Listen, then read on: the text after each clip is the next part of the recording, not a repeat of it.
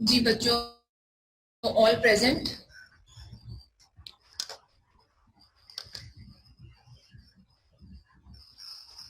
Yes ma'am. Yes ma'am.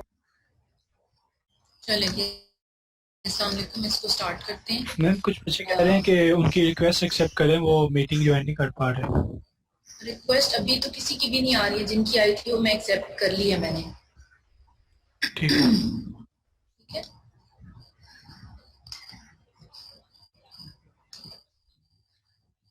चलिए जी, hopefully you all are doing well at your places. थोड़ा सा आपको अटेंडेंस का बता दूं मैं, ये भी अच्छा, आप लोग चैट में अटेंडेंस लिख रहे हैं, that's good. Second important thing is that by the end of the lecture I'll also take your attendance, or maybe somewhere in between the lecture कोई हम 10 मिनट की ब्रेक जब लेंगे तो उसमें मैं आप लोगों की अटेंडेंस लेंगे। इसके अलावा if you have any other queries you can ask, otherwise we can start.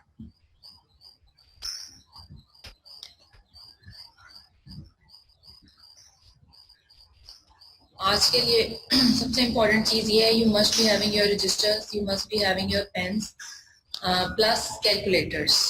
सबके पास अगर ये चीज़ें हैं, वेल एंड गुड, नहीं है तो कलेक्ट करके अपने पास रख लें, because will be going into the design problems, so you have to work on that. Ma'am हमारा कैलकुलेटर हॉस्टल में रह गया है।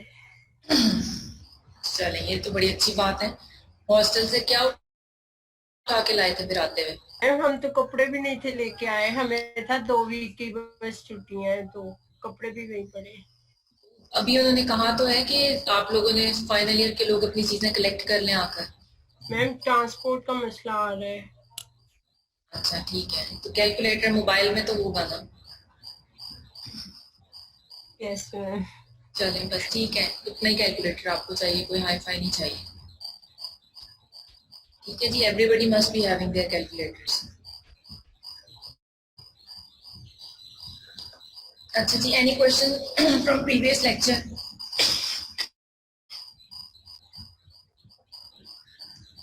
कल we have talked about related to the excuse me, runway types के बारे में हमने बात की थी।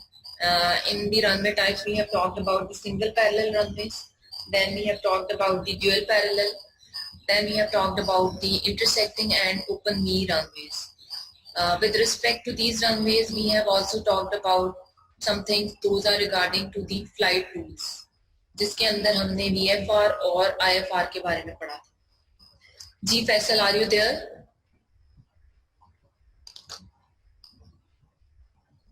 फैसल 28। Yes, ma'am. जी बेटा, what is the difference between VFR and IFR?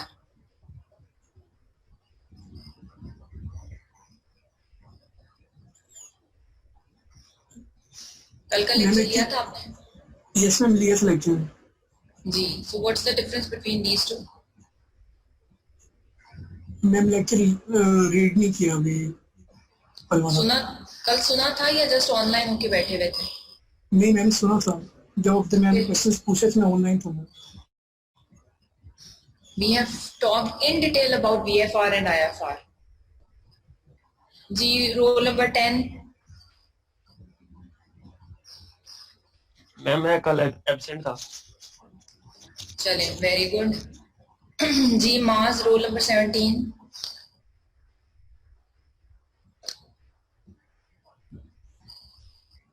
माज, रोल नंबर 17। मैंने एक दफा सबको अनम्यूट किया, आप लोग म्यूट कर लें खुद से। मैम लेक्चर पढ़ा नहीं है। सुना था, पढ़ा नहीं तो? सुना था मैम। जी Suleman, roll number 18।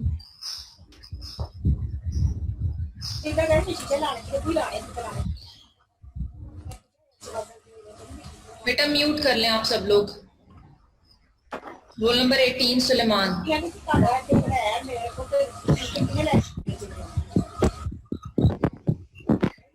Yes ma'am, mobile stuck हो गया था। मैम एक्चुअली लेक्चर रिवाइज नहीं किया। अच्छा बेटा, जरा ना कुछ आप लोग चीजें जरा सीरियस नोट्स पे सुन लें। very first thing is that university is not going to open on 1st of June, which means that you are not going to have your exams through your physical presence within the university. One thing. So if this is not going to happen, then what's going to happen? Second thing is online examination. Now the point comes that do we able to conduct your online examination or not? If not, then what is the criteria or what is the passing criteria for you all in your final semester? Passing criteria में फिर क्या चीजें आ जाएंगी? Passing criteria में आ जाएगा आपका जो भी आपकी परफॉर्मेंस है विद इन योर क्लासेस, जो कि आपकी क्लासेस कंडक्ट की जा रही है. One thing. Second thing is आपके मिड टर्म्स भी नहीं हुए, तो obviously we don't have any kind of record for the mid terms. तो उसमें मोस्ट इंपॉर्टेंटली जो क्लास में आप लोगों की परफॉर्मेंस थी और जो परफॉर्मेंस आप लोगों की यहाँ पर है, that is going to be the criteria on which you are going to be promoted. अब ये आप लोगों ने डिसाइड करना है that how much you are taking seriously these online sessions. इस ऑनलाइन सेशन में एक चीज मैं आपको ये बता दूं कि अगर आप लोगों के लिए डिफिकल्टी है तो उससे डबल ट्रिपल डिफिकल्टी आपकी फैकल्टी की साइड पर है. ठीक है. If you are using this for the first time, then we are also using this for the very first time. ठीक है. आप लोगों ने जस्ट साइन इन करके सुनना है. ठीक है. Rest of the load is on us. If we are doing such productive thing, why can't you just sit, listen carefully, read the lectures. मैंने कल आपका लेक्चर पहुंचा दिया था आपके सीआर तक. इवन अगर आप तक पहुंचा है या नहीं भी पहुंचा, क्लास में in detail we were talking about these things and I was not running on a very fast pace कि आप लोगों को चीजें समझ में ना आए. After every 5 or 10 minutes I was asking you if you have any question or not. And even this VFR and IFR we have discussed somewhere shortly within the class too. ये कुछ चीजें हैं जो आप लोग इसको माइंड में ले लें और ये चीजें सीरियसली लें अपनी ऑनलाइन क्लासेस के हिसाब से, because we are on everyday basis we are receiving some kind of letters जो एक नए रूल्स आ रहे हैं, फिर अगले दिन कोई नए रूल्स आ जाते हैं, फिर स्ट्रिक्टनेस आ जाती है आपकी अटेंडेंस की. तो अटेंडेंस में not only your presence, attendance में आपकी जो आपकी मेंटल और फिजिकल दोनों प्रेजेंस की जरूरत है.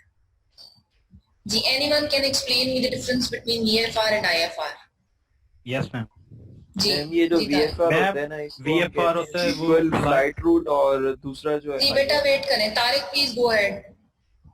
मैम VFR होता है विजुअल फ्लाइट रूल्स होता है. इसके अंदर ये होता है कि जब हमारा जो वेदर कंडीशंस होती है वो बिल्कुल क्लियर होती हैं, तो उसके अंदर जो हमारा पायलट होता है वो जो फ्लाइट ऑपरेशन होता है उसको खुद रन कर रहा होता है, तो वो हमारा VFR होता है. और जब वेदर कंडीशन सही नहीं होती, मींस के फॉग वगैरह होती है, तो उस वक्त जो ऑपरेशंस को कैरी कर रहा होता है वो तो इंस्ट्रूमेंट्स होता है, तो वो जो होता है वो IFR होता है. एग्जैक्टली, बिल्कुल जी. VFR और IFR में आपका ये डिफरेंस है that IFR is based on the instrumental flight rules, जिसके अंदर आपकी नेविगेशन सिस्टम्स, आपके इंस्ट्रूमेंट्स यूज किए जाते हैं, and that is being used in the case where visibility is not clear, whereas your VFR are the conditions where your visibility is clear and all the operations are going on the basis of the visibility of the pilot. So those are the visual flight rules. IFR की conditions और VFR की conditions में आपके number of operations जो हैं वो आपके change हो जाते हैं. IFR में आपके number of operations somewhere थोड़े कम हो जाते हैं और VFR में आपके number of operations ज्यादा हो जाते हैं. But it all depends on that what are the conditions, what are the criteria, what are the type of operation and what are the type of aircrafts that you are using in. जी तलहा, आपका बेटा question है.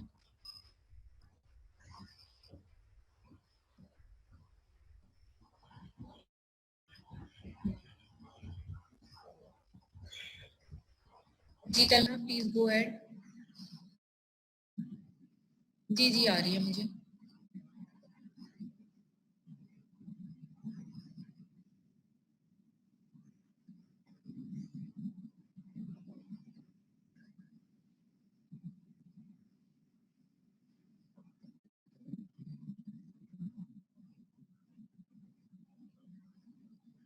जी जी बिल्कुल, उसमें instruments तो involve आपके जरूर होते हैं, लेकिन फॉर एग्जांपल लैंडिंग के टाइम में आपकी VFR कंडीशंस में क्या है, everything is on the visual basis. ATC की तरफ से कुछ कंट्रोलिंग पावर्स या कुछ कंट्रोलिंग इंस्ट्रक्शंस आपके पायलट को जा रही होती हैं, लेकिन आपका जो रनवे नजर आ रहा है वो आपके पायलट को नजर आ रहा है। पायलट उस रनवे के साथ सेंटर लाइन के साथ अलाइन कैसे हो रहा है वो अपने विजुअल बेसिस पे हो रहा है, वो ATC उसको नहीं बता रहा है। उसके अलावा वो किस ग्लाइडिंग स्लोप पे, हमने PAPI के बारे में पढ़ा था, वो ग्लाइडिंग स्लोप पर, प्रॉपर ग्लाइडिंग स्लोप पर है या नहीं, वो भी अपनी विजुअल बेसिस के ऊपर ही वो देख रहा है। तो ATC के साथ कनेक्शन होता है, लेकिन जहां पर थॉरली 100% ATC अंडर कंट्रोल उसको कर रहा होता है, वहां पर हम उसको IFR कंडीशंस कहते हैं। ATC के साथ इन कांटेक्ट होने का ये मतलब नहीं है कि वो IFR पर चल रहा है। IFR का मतलब ये है कि एक एक जो इंफॉर्मेशन है या एक एक जो गाइडेंस है वो आपकी उसको इंस्ट्रूमेंट्स के थ्रू प्रोवाइड की जा रही है। कि फॉर एग्जांपल वो प्रॉपर ग्लाइडिंग स्लोप पर है, फॉर एग्जांपल वो रनवे के एग्जैक्टली ऊपर आ गया, अब वो रनवे के साथ अलाइनमेंट पर है, अब वो ग्लाइड कर सकता है फॉर दी लैंडिंग, अब टचडाउन जोन आ गया है। So these are all the conditions जो कि अगर उसको इंफॉर्मेशन थ्रू इंस्ट्रूमेंट्स और थ्रू कंट्रोलिंग सिस्टम दी जा रही हो, फिर वो IFR के अंडर आ जाता है 100%। ATC के साथ जब हम कहते हैं इन कांटेक्ट होना, ATC के साथ इन कांटेक्ट का मतलब ये है कि pilot is always in contact with the ATC and in case of emergency ATC उसको कोई भी प्रॉपर इंफॉर्मेशन प्रोवाइड कर सकती है। क्लियर? ओके ओके जी। yesterday we have also talked about the staggered parallel runways. Can anybody tell me what are the staggered parallel runways? Ji Usman 29।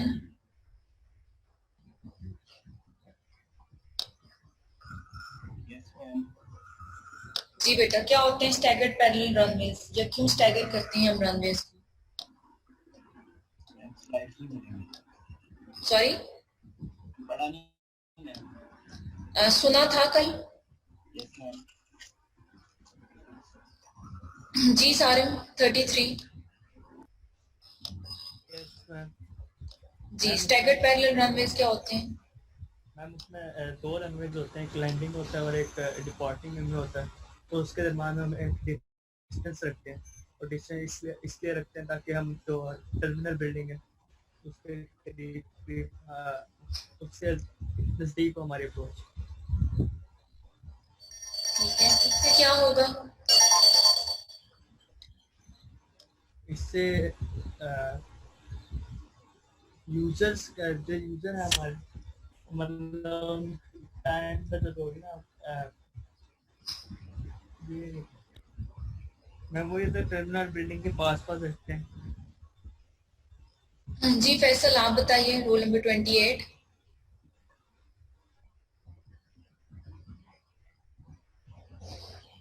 Yes ma'am. जी क्या होते हैं स्टैगर्ड पैरेलल रनवेज?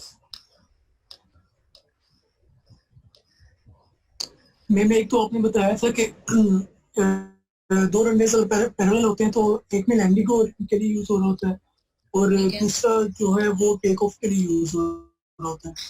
ठीक है,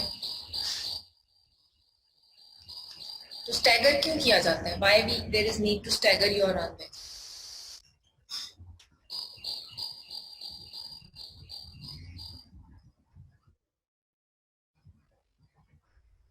मैम विंड जो wind effect होता है उसकी वजह से कि एक अगर मैम वो पैरेलल हो तो उनके फोर्सेस का इफेक्ट एक दूसरे के ऊपर एंटी हो, अगर वो लैंड कर रहा है या टेक ऑफ कर रहा है। जी anyone else can tell me staggered parallel runways हम क्यों यूज करते हैं? Yes, जब हमारी टर्मिनल बिल्डिंग जो है वो दो रनवेज के दरमियान आ जाती है, तो जी। इस सिलसिले में फिर हम ये स्टैगर्ड जो है इसको यूज करते हैं। इसमें होता ये है कि हमारा एक रनवे जो है वो यूज होता है लैंडिंग के लिए और दूसरा टेकिंग ऑफ के लिए। तो उन दोनों में मैम थोड़ा सा डिस्टेंस होता है, आई थिंक थ्रेशहोल्ड डिस्टेंस उसको बोलते हैं। तो ठीक है, मैम यही मतलब Okay, बिल्डिंग thank you. इसका फायदा ये है कि हमारा फिर जो वो अप्रोचिंग और डिपार्टिंग डिस्टेंस होता है वो फिर मिनिमम हो जाता है। Exactly, thank you. So staggered parallel runways are those runways जिसके अंदर you do have parallel runways. First thing. Second thing is you do have your terminal building in between your two runways. Third thing is that one runway is exclusively used for takeoff and the other runway is exclusively being used for the landing purpose. इसके अंदर हम हमारी जो alignment है thresholds की वो same नहीं होती है. हम थ्रेशोल्ड को थोड़ा सा मूव फॉरवर्ड कर देते हैं एक पर्टिकुलर रनवे के लिए. The reason behind this is so that the terminal building approach from the takeoff and from the landing should be close for the aircraft, and this is going to decrease the travel time for the aircraft from the runway to the terminal building. Plus fuel savage आपकी होगी. Third thing is it may be able to increase the capacity of that particular aircraft. So this is what we have talked about all the related things yesterday.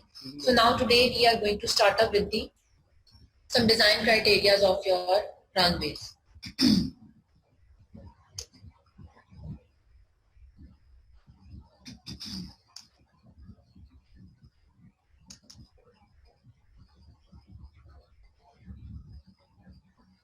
Ji, are you able to see my screen? Yes, ma'am. Yes, ma'am. Okay.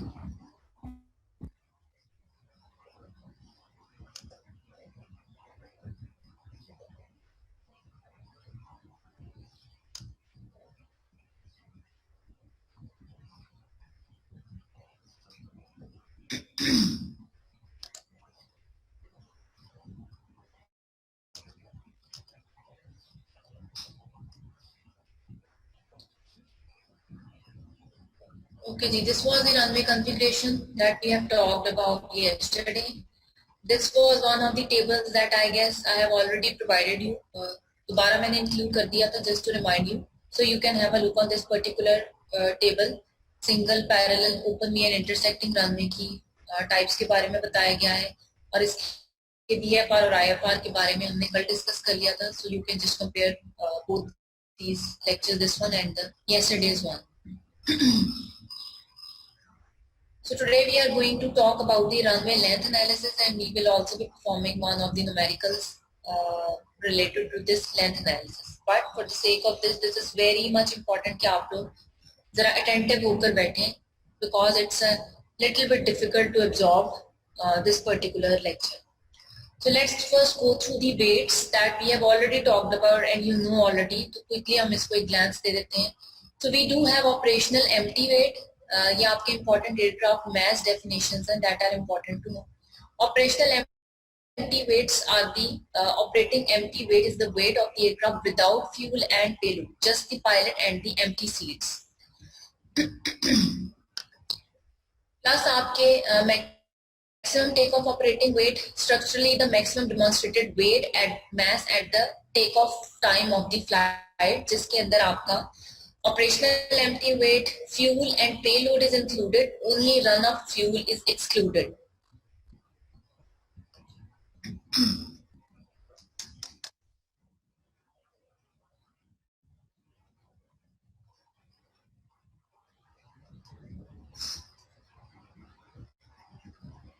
Slides are a little bit stuck.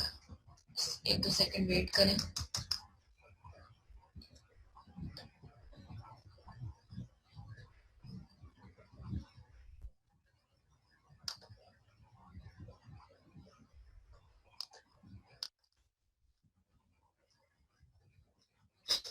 Then we have maximum allowable landing weight. It is the maximum demonstrated weight to keep the landing gear intact at maximum sink rate. So basically आपका maximum landing weight वो weight है allowable landing weight जो कि landing के time पर किसी भी particular aircraft का होता है. Then we have maximum structural payload weight. It is the maximum demonstrated payload to be carried out without stressing the aircraft fuselage length. जी आपका payload वो weight होता है आपका that is actually the total load within your aircraft, and the important thing is that fuselage length of aircraft should not be disturbed. Ji fuselage length क्या होता है? जी Nida, what is fuselage length?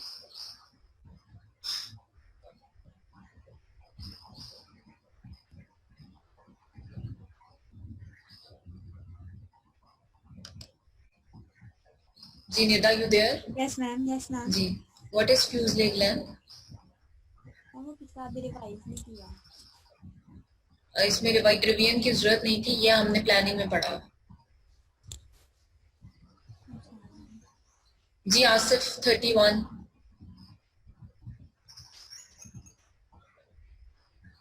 Sorry ma'am, भूल गया अभी।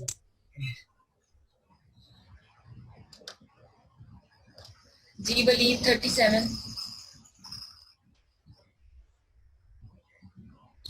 Ma'am fuselage length जो होती है वो एयरक्राफ्ट 75% विंग लेंथ होती है। सॉरी मैम जो एयरक्राफ्ट की 75% विंग लेंथ होती है उसको फ्यूज लेंथ बोलते हैं। Fuselage. ये बिल्कुल एंटायरली नई इंफॉर्मेशन है मेरे लिए, I don't have an idea.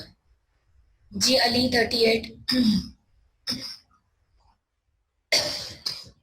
Ma'am fuselage length कहते हैं कि जिसमें हमारे पास जो टेक ऑफ डिस्टेंस होता है, जब रनिंग डिस्टेंस होता है हमारा एयरक्राफ्ट का, जब वो टेक ऑफ करने के लिए जितना डिस्टेंस कवर करता है उसको हम फ्यूज लेग लेंथ कहते हैं, जिसमें क्लियरेंस लेंथ जो है इंक्लूड नहीं होती है।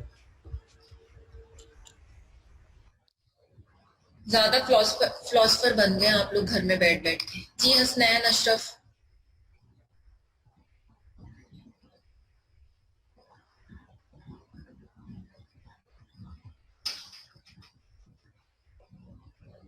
जी Hasnain, you there?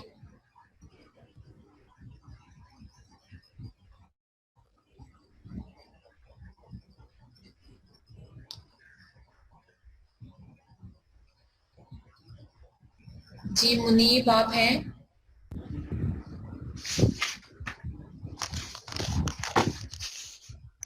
Yes ma'am. जी बेटा, क्या होती है फ्यूज लेग लेंथ? मैम वो लेंथ जब तक हम एयरक्राफ्ट का फ्यूल जो है, फ्यूल वेट जो है कैरी करता है, वो लेंथ जिसमें रिजर्व फ्यूल आता है मोस्टली। अभी आप लोगों को इस बात की इंफॉर्मेशन है कि आपका जो एग्जाम है वो आपका टोटल कोर्स में से आता है। Do you know this thing? Yes ma'am.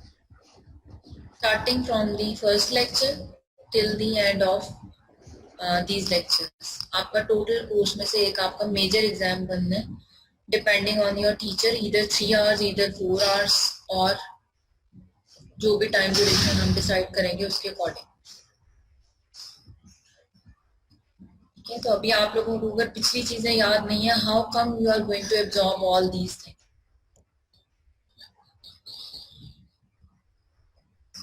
Fuselage length आपकी बेसिकली बॉटम लेंथ होती है आपके एयरक्राफ्ट की, and it is usually said that the fuse leg length should not be disturbed when your aircraft is loaded up to its maximum.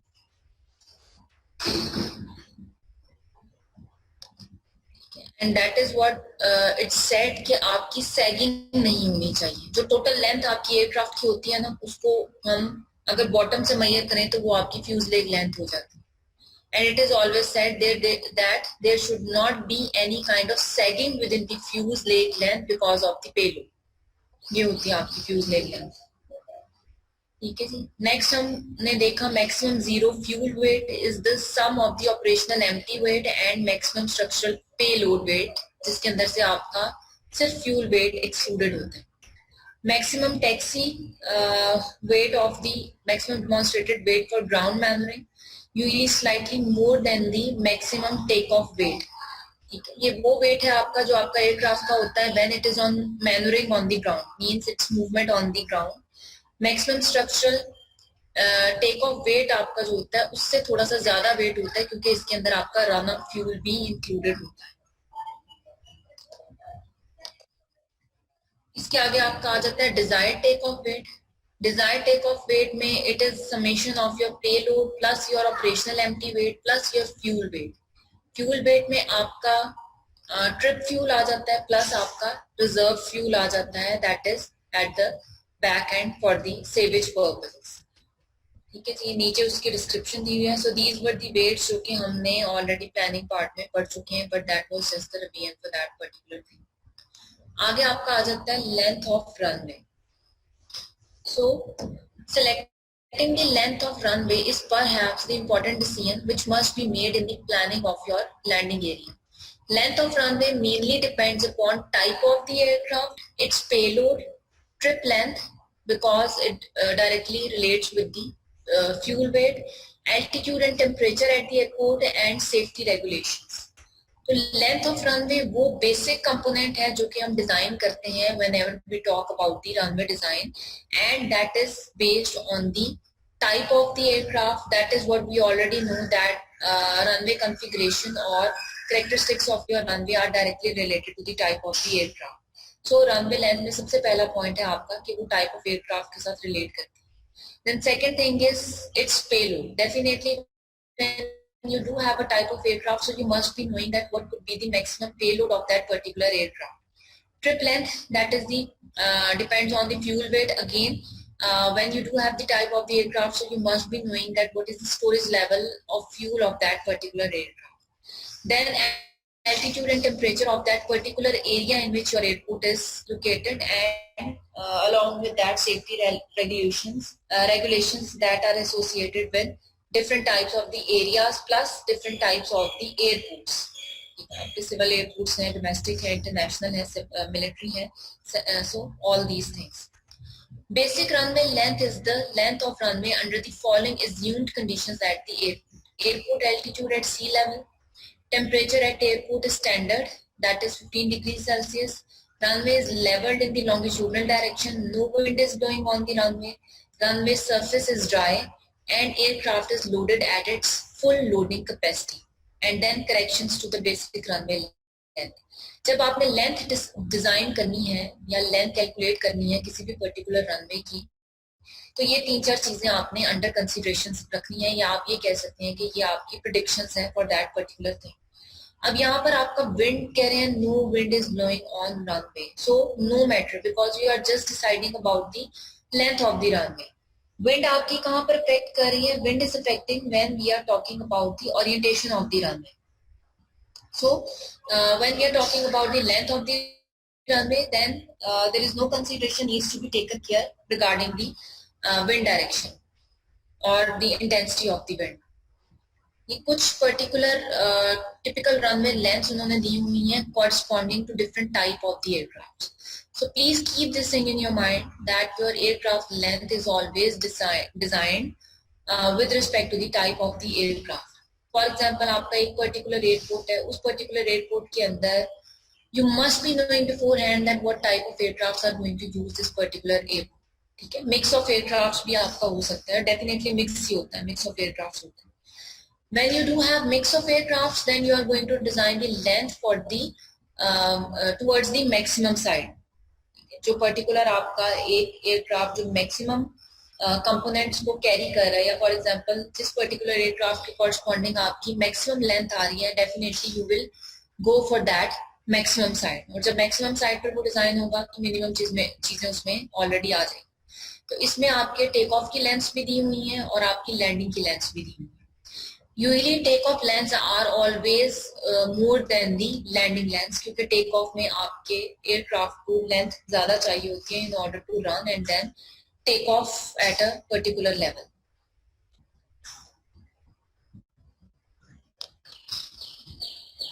अच्छा जी, अगर आपके पास register और आपके पेन्स वगैरह हैं, देन इट्स बेटर कि ये जो आपकी टर्मिनोलॉजीज लिखी हुई हैं इनको आप साइड बाय साइड लिख लें, because we are going to use these terminologies in the coming slides. तो मे बी समहाउ आपको कहीं ना कहीं भूल जाए, तो इसको आप काइंडली साथ साथ लिख लें. सो FS stands for the full strength pavement distance, CL stands for the clearway distance, SW stands for the stopway distance, FL stands for the field length, that is actually the summation of your full strength pavement plus your stopway plus your clearway. So in the coming slides I'll be explaining you these 4 particular components.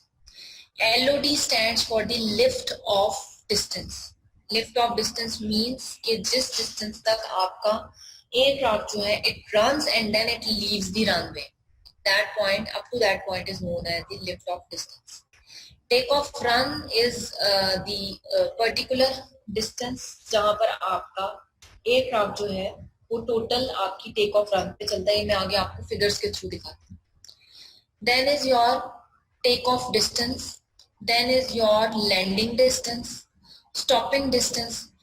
D35 obstacle is the distance to clear an 11 meter or 35 feet obstacle. This is related to the clear way distance. फिर आगे आपका है DAS और you can also mention it as ASD, that is distance to accelerate and stop. What all these things are, that is we are going to discuss in coming slides. ये आप लोगों ने abbreviations लिख ली हैं.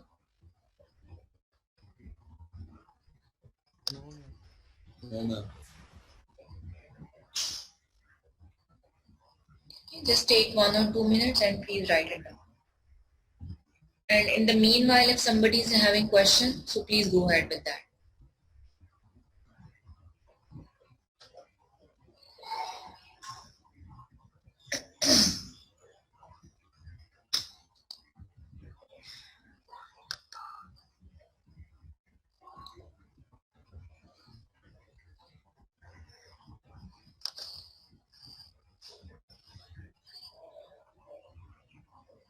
Should I move?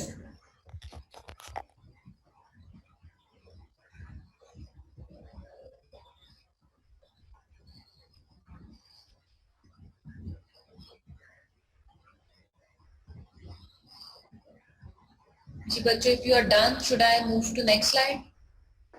Yes, ma'am. Ma'am, 1 minute.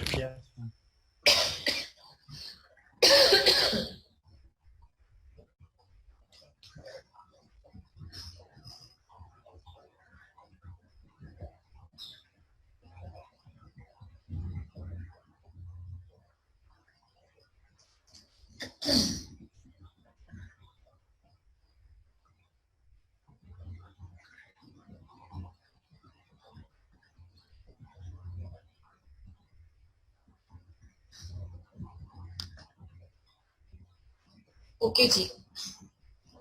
Next आप क्या आ जाते हैं runway components. I guess somewhere शायद हम ये डिस्कस कर चुके होंगे, but again so each runway end will have to consider individually for runway length analysis. Runway के कंपोनेंट्स की जब हम बात करते हैं, बेसिकली आपके रनवे के अंदर 3 बेसिक कंपोनेंट्स हैं that needs to be designed. So basically once you will go into the designing, so you have to design these 3 components. First component is the full strength pavement, second component is the stopway, and third component is the clearway.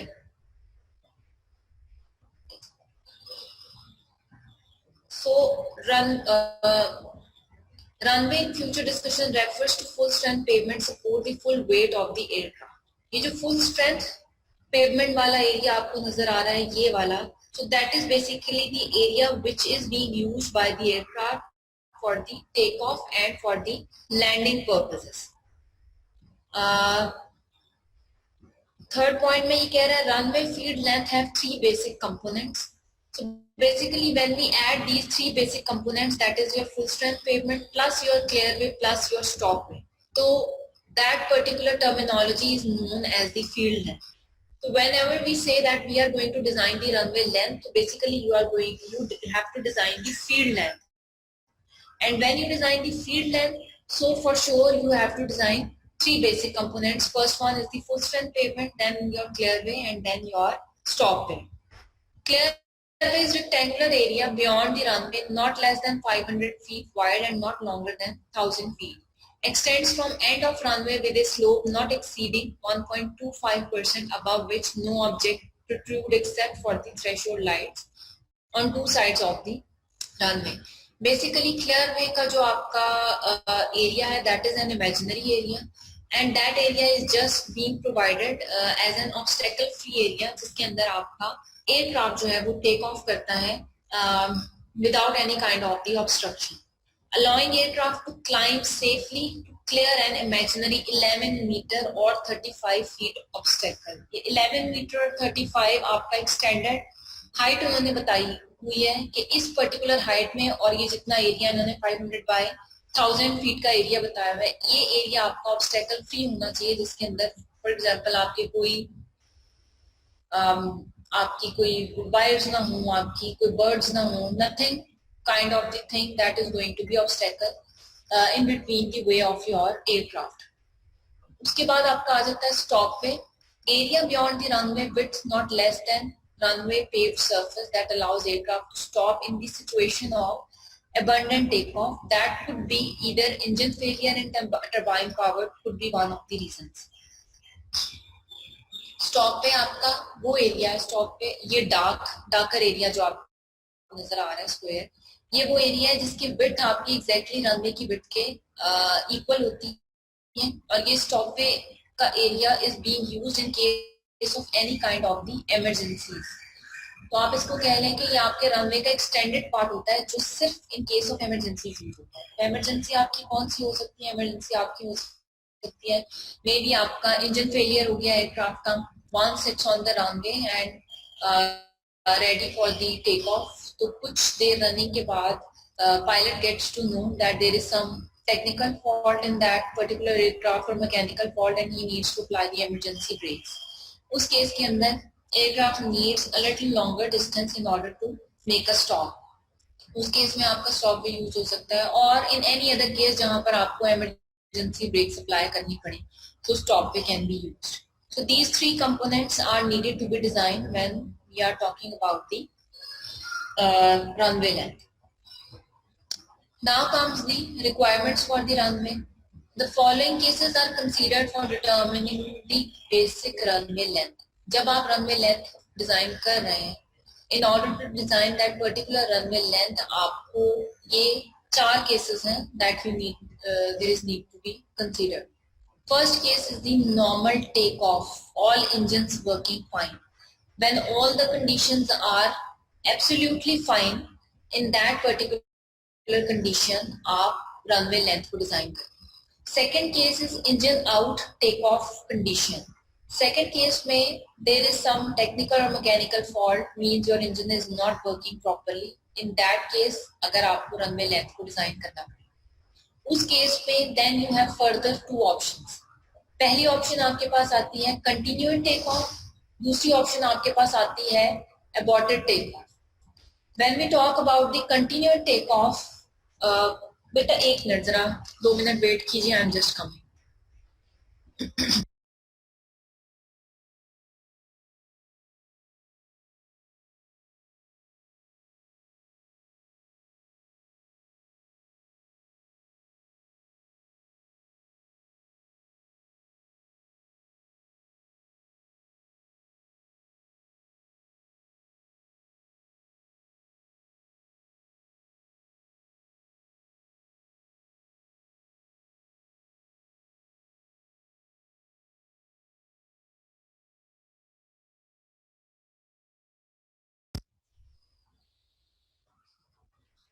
जी, आपकी 2 condition थी, continued take off और second आपकी condition थी aborted take of.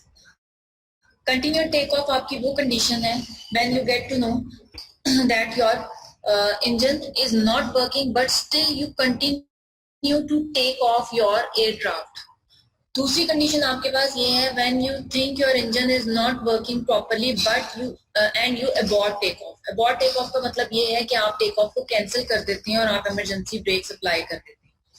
Last condition आपके पास है landing की condition, कि landing condition के अंदर आपके रनवे लेंथ जब आप डिजाइन करते हैं, so what are the criterias you take for these particular conditions. तो बेसिकली 4 कंडीशंस के लिए आप रनवे लेंथ को डिजाइन करते हैं at first. The cases which works out the longest runway length is finally adopted. चारों कंडीशंस के लिए आप रनवे लेंथ को डिजाइन करेंगे और फिर इसमें से जो आपकी मैक्सिमम साइड की तरफ रनवे लेंथ जा रही होगी उस रनवे लेंथ को आप अडॉप्ट कर देंगे. यहाँ तक किसी का कोई क्वेश्चन है please ask, then we will be continuing one by one with each case.